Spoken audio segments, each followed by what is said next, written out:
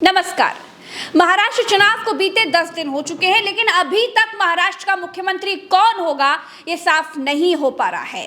पूर्ण बहुमत की सरकार में भी मुख्यमंत्री कौन होगा ये नहीं पता चल पा रहा है। इसका साफ मतलब यह है कि महायुति बहुत जबरदस्त फंसी हुई है, महाराष्ट्र में गदर मची हुई है। दूसरी तरफ एकनाथ शिंदे की और भाजपा की दूरी बहुत कुछ कह रही, क्योंकि एकनाथ शिंदे अपने गांव से वापस तो आ गए, लेकिन वो वापस आने के बाद अपने सरकारी आवास नहीं गए, बल्कि बीच में ही ठाणे में रुक गए। तमाम मुलाकातों और बैठकों के बाद ये तो साफ हो गया कि मुख्यमंत्री भाजपा का ही होगा, लेकिन कौन होगा, देवेंद्र फडणवीस होंगे या नहीं होंगे, ये अभी तक साफ नहीं हो पाया है। तो कुल मिलाकर आखिर इतनी देर क्यों हो रही है सरकार के गठन में, और क्या होने जा रहा है, क्योंकि 5 तारीख को शपथ ग्रहण होगा, इसकी बात कही जा चुकी है, घोषणा हो चुकी है। भरत जी हमारे साथ हैं। भरत जी, 5 तारीख को आजाद मैदान में शपथ ग्रहण होने वाला है, ये तो घोषणा हो चुकी है, कौन होगा नहीं पता चल पाया। इतनी देर क्यों लग रही है? और दूसरी बात ये कि सरकार गठन में क्या शिंदे बाधा बन रहे हैं क्या? प्रज्ञा जी, सरकार गठन शिंदे के बिना होना मुश्किल दिखाई दे रहा है। और सबसे बड़ी बात ये कि एक नया अपडेट आया है, दर्शकों को वो बता दें। श्रीकांत शिंदे जो कि एकनाथ शिंदे के बेटे हैं, भारतीय जनता पार्टी ने उनको डिप्टी सीएम बनाने से मना कर दिया है। अच्छा। श्रीकांत शिंदे डिप्टी सीएम नहीं होंगे, ये कंफर्म कर दिया गया है भारतीय जनता पार्टी की तरफ से। एकनाथ शिंदे की जो शर्त थी कि उनका बेटा डिप्टी सीएम हो, वो बिल्कुल खत्म की जा चुकी है भाजपा की तरफ से, भारतीय जनता पार्टी की तरफ से। बिल्कुल सही और वाजिब फरमा रही हैं आप। और दूसरा बड़ा अपडेट प्रज्ञा जी ये है, दूसरा बड़ा अपडेट ये आया है, ये रही भारतीय जनता पार्टी की वो चिट्ठी जो अभी अभी आई है। अब इस चिट्ठी में क्या लिखा है पढ़कर बताता हूं प्रज्ञा जी। ये राष्ट्रीय महासचिव अरुण सिंह ने चिट्ठी जारी की है और उन्होंने पर्यवेक्षक नियुक्त कर दिया है। पर्यवेक्षक नियुक्त हो चुका है। लिखा है, भारतीय जनता पार्टी के संसदीय बोर्ड ने महाराष्ट्र में पार्टी विधायक दल के नेता के चुनाव हेतु श्री विजय रूपाणी, पूर्व मुख्यमंत्री गुजरात एवं प्रदेश प्रभारी पंजाब तथा केंद्रीय वित्त एवं कारपोरेट मामलों की मंत्री निर्मला सीतारमण को केंद्रीय पर्यवेक्षक नियुक्त किया है। यानी अब ये 2 लोग, विजय रूपाणी और निर्मला सीतारमण, अब ये 2 लोग मुंबई जाकर, महाराष्ट्र जाकर ये देखेंगे, समझेंगे, टोह लेंगे कि क्या ब्राह्मण मुख्यमंत्री बनाने में भारतीय जनता पार्टी का फायदा है, क्या देवेंद्र फडणवीस को मुख्यमंत्री बनाया जा सकता है, या फिर पिछड़े मुख्यमंत्री के तौर पर तावड़े को आगे किया जाए, या फिर कोई और मराठा चेहरा लेकर आया जाए भारतीय जनता पार्टी की तरफ से। तो अब ये स्थितियां उत्पन्न हो गई हैं कि पर्यवेक्षक पहुंच चुके हैं। पर्यवेक्षक चुनकर ये बताएंगे कि कौन महाराष्ट्र का मुख्यमंत्री हो सकता है या बनने लायक है। दूसरी चीज़ ये, इसमें एक और चीज़ जोड़ दूं, विनोद तावड़े ने मीटिंग की थी अमित शाह से, और उस मीटिंग में विनोद तावड़े ने एक बात कही थी, वो बात मुझे याद आ रही है, बताना ज़रूरी है। वो ये बात कही थी कि महाराष्ट्र के भीतर ब्राह्मण मुख्यमंत्री भारतीय जनता पार्टी के लिए फायदेमंद नहीं रहेगा। यानी कि इनडायरेक्टली देवेंद्र फडणवीस फायदेमंद नहीं रहेंगे, ये बात कह दी गई है। जी, विनोद तावड़े ने बिल्कुल क्लियर कट ये बात कही कि अगर देवेंद्र फडणवीस को मुख्यमंत्री बनाते हैं तो भारतीय जनता पार्टी को आने वाले चुनावों में नुकसान मिलेगा। उनका ये भी कहना था कि अगर आप बनाते हैं तो फिर नीचे 2 मराठा डिप्टी सीएम दीजिए, या 1 पिछड़ा और 1 मराठा दीजिए, ताकि ये संदेश जाए मराठों और पिछड़ों में कि हमारा नेतृत्व है। लेकिन यह बात स्वीकार नहीं है कतई भी शिंदे को कि हमारे ऊपर ब्राह्मण मुख्यमंत्री रहे और उसके नीचे मराठे रहें, क्योंकि मराठे ही महाराष्ट्र में सरकार डिसाइड करते हैं। तो फिर मराठा क्यों डिप्टी रहेगा और एक ब्राह्मण क्यों सीएम बन के रहेगा? सरकार गठन में इतनी देरी क्यों हो रही है भरत जी?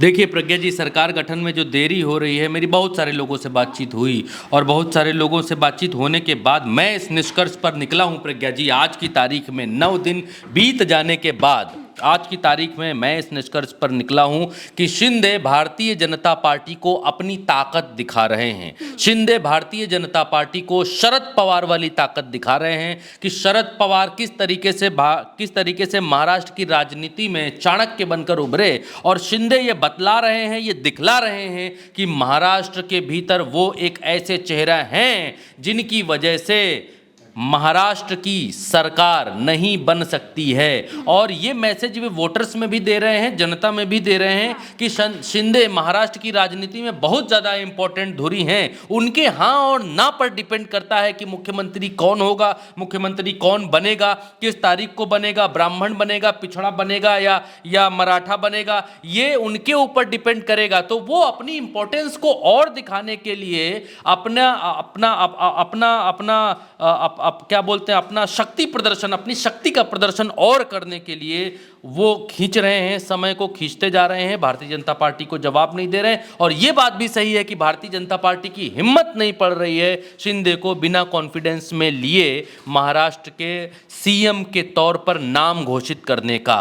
भारतीय जनता पार्टी ने देवेंद्र फडणवीस तक का नाम प्रज्ञा जी घोषित नहीं किया है। देवेंद्र फडणवीस, जो कि तमाम गोदी मीडिया इस बात को कह रहा है कि देवेंद्र फडणवीस सीएम होंगे, सीएम बनेंगे, लेकिन भारतीय जनता पार्टी की हिम्मत नहीं पड़ रही है। शुरू से एक नाम, जबकि चुनाव के समय से यही नाम चल रहा था कि अगर भाजपा की तरफ से कोई मुख्यमंत्री होगा तो वो देवेंद्र फडणवीस होंगे। इसके पहले विनोद तावड़े भी चल रहे थे, लेकिन जो कैश फॉर वोट के मामले में विनोद तावड़े आए, उसके बाद उनका नाम भी एक तरीके से हट गया। अब ये था कि देवेंद्र फडणवीस ही भाजपा से मुख्यमंत्री होंगे, लेकिन अचानक से ऐसा क्या हो गया कि देवेंद्र फडणवीस का नाम भी गायब हो गया और अब खिचड़ी ऐसी मच रही है कि 10 दिन बीत गए लेकिन अभी तक पता नहीं चल पा रहा है कि मुख्यमंत्री कौन होगा। देखिए प्रज्ञा जी, देवेंद्र फडणवीस की राह में रोड़े भी मैं आपको बताना चाहता हूं। देवेंद्र फडणवीस को वो एक फैक्टर आपने बताया कि ब्राह्मण चेहरा नहीं हो सकता, विनोद तावड़े ने एक मीटिंग में नहीं, इससे आगे का है, इससे आगे का है कि क्या है कि 2 नारे चले। सबसे पहले एक चला मोदी के बाद योगी, एक चला नरेंद्र के बाद देवेंद्र। तो योगी के बाद शाह होना चाहिए, इस नारे में करेक्शन है अमित शाह के हिसाब से। मोदी के बाद भी शाह होना चाहिए, ये करेक्शन है। मोदी के नरेंद्र, देवेंद्र के नरेंद्र के बाद देवेंद्र, ये नहीं होना चाहिए। तो इस लिहाज से अगर शाह के नज़रिए से देखें और शाह के फ़ायदे से देखें तो अमित शाह ये बिल्कुल नहीं चाहेंगे कि भाई देवेंद्र फडणवीस का कद इतना बड़ा किया जाए कि लोग ये नारे लगाने लग जाएं कि नरेंद्र के बाद देवेंद्र। ये नारा तो अमित शाह को कतई सूट नहीं करेगा, पहली बात। दूसरी बात यह है कि उनका ब्राह्मण होना उनकी राह में रोड़ा बन रहा है कि एक जहां 2 से 3% ही ब्राह्मण है महाराष्ट्र के भीतर, वहां और मराठों की इतनी बड़ी आबादी है वहां, और पिछड़ों की इतनी बड़ी आबादी है, वहां पर ब्राह्मण मुख्यमंत्री क्यों आए, ये है।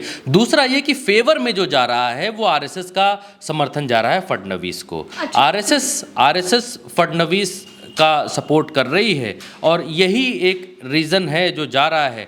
दूसरा एक चीज़ और मैं आपको बताना चाहूँगा जो देवेंद्र फडणवीस के पक्ष में जा रही है, वो ये जा रही है कि महाराष्ट्र के भीतर विनोद तावड़े के बाद या फिर भारतीय जनता पार्टी के जो अध्यक्ष हैं महाराष्ट्र के बावनकुले, इन 2 लोगों के बाद कोई भी ऐसा चेहरा नहीं है प्रज्ञा जी महाराष्ट्र के भीतर जो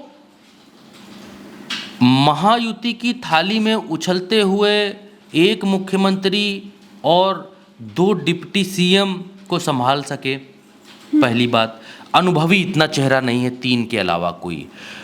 इन 3 के अलावा या देवेंद्र फडणवीस के अलावा कोई इतना अनुभवी व्यक्ति भी नहीं है कि जो महाराष्ट्र की जो नौकरशाही है वो अलग तरीके से काम करती है। बड़ी नौकरशाही है, उत्तर प्रदेश का बहुत बड़ा राज्य महाराष्ट्र। तो महाराष्ट्र की नौकरशाही, 2 डिप्टी सीएम और 2 पार्टियां यानी एनसीपी और शिवसेना के मंत्रियों नेताओं को संभालने और वहाँ की राजनीति को संभालने और वहाँ की नौकरशाही को संभालने के लिए कोई इतना अनुभवी ही व्यक्ति चाहिए जो वहाँ पर बैठे, जो सरकार चला पाए।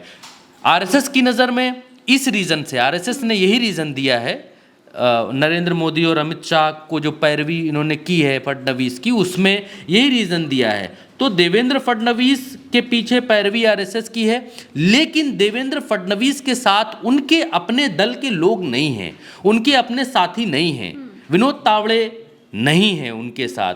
तो ये भी भीतर खाने एक तरीके की मार मची हुई है। भारतीय जनता पार्टी इसी वजह से प्रज्ञा जी अपनी पार्टी का नेता नहीं चुन पाया है, विधायक दल का नेता नहीं चुन पाया है, यही एक रीजन है। अच्छा भरत जी, एक चीज़ और है, क्योंकि समय कम है इसलिए जल्दी से बता दें। जो एक चिट्ठी आई है जिसमें कहा जा रहा है कि श्रीकांत शिंदे जो कि एकनाथ शिंदे के बेटे हैं वो उप मुख्यमंत्री नहीं रहेंगे, इस बात से भाजपा ने इनकार कर दिया। तो ये शिंदे की शर्त थी। शिंदे की बाकी की शर्त है कि शिंदे को मिलना चाहिए गृह मंत्रालय और वित्त मंत्रालय। अब भरत जी, क्योंकि गृह मंत्रालय भाजपा देगी नहीं, वित्त मंत्रालय दे भाजपा, इतना भी आसान नहीं है, वो भी शिंदे को बिल्कुल नहीं। तो अब अगर हर शर्त एकनाथ शिंदे की मान ही नहीं रही है भाजपा, तो क्या ये साफ है कि एकनाथ शिंदे महायुति को छोड़कर विकास आघाड़ी की तरफ जा सकते हैं? अब वो संकेत दिखने लगे हैं साफ।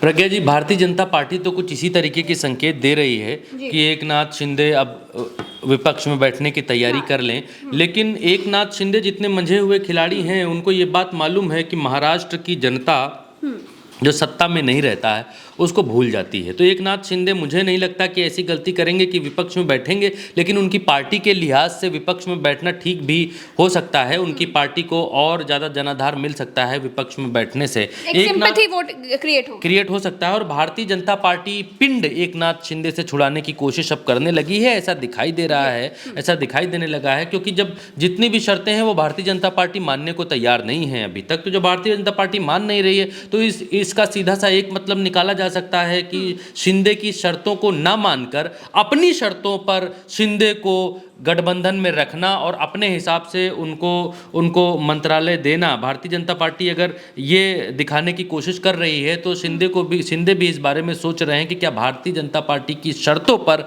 भारतीय जनता पार्टी के साथ या महायुति में रहना उनके लिए, उनकी पार्टी के लिए ठीक रहेगा या नहीं रहेगा, प्रज्ञा जी। और दूसरी बात ये कि अजीत पवार निकल चुके हैं महाराष्ट्र से दिल्ली, और वो ये बातचीत कर रहे हैं वहाँ पर जाकर कि अमित शाह से ज़रूर ही करेंगे इस बात को कि अगर वो अकेले आते हैं भारतीय जनता पार्टी के साथ गठबंधन में सरकार बनाने के लिए, जब शिवसेना नहीं साथ में रहती है, यानी 3 दल नहीं होते हैं, सिर्फ 2 दल मिलकर सरकार बनाते हैं, तो फिर उनको बढ़ाकर कितना फायदा दिया जाएगा। मुझे लगता है कि पवार को कितना फायदा हो सकते हैं अगर पवार ये बात जाके कहें कि शिंदे नहीं और हम आप मिलकर सरकार बनाएं, यानी कि सिर्फ और सिर्फ भाजपा और एनसीपी, तो पवार के लिए क्या फायदे हो सकते हैं, भर जगह कहना। तो फिलहाल महाराष्ट्र में कौन मुख्यमंत्री होगा ये अभी तक साफ नहीं हो पाया है, लेकिन 5 दिसंबर को महाराष्ट्र का मुख्यमंत्री कौन होगा ये पता जरूर चल जाएगा। तो इंतजार कीजिए। महाराष्ट्र की तमाम पॉलिटिक्स और तमाम छोटी बड़ी खबरों के लिए अपने चैनल उल्टा चश्मा न्यूज़ को सब्सक्राइब करिए। वीडियो को लेकर आपकी जो भी राय हो कमेंट करिए, हम जरूर पढ़ेंगे। अभी के लिए इतना ही, हमें दीजिए इजाजत, नमस्कार।